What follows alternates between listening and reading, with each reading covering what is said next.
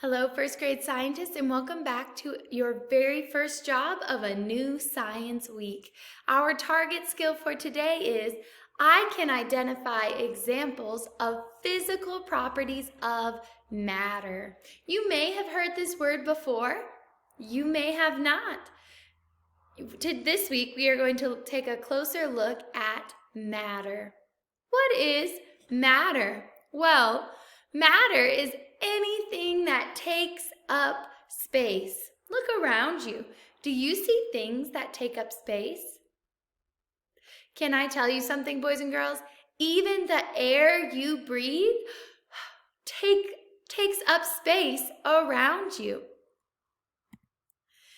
A property is one part of what something is like. So when we look at matter, when we look at the things around us that take up space, we are going to ask ourselves, what is it like? What is it like?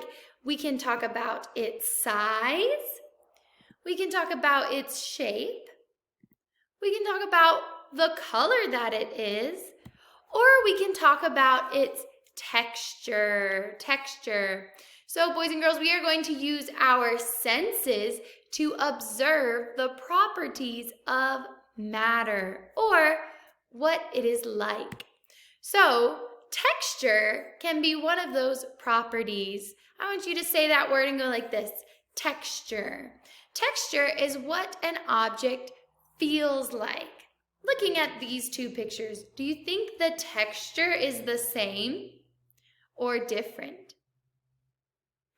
They are different. One looks rough and bumpy, and the other looks smooth. Another property that we can observe is the weight. Weight measures how heavy an object is. Is it heavy or is it light? Temperature. Say temperature.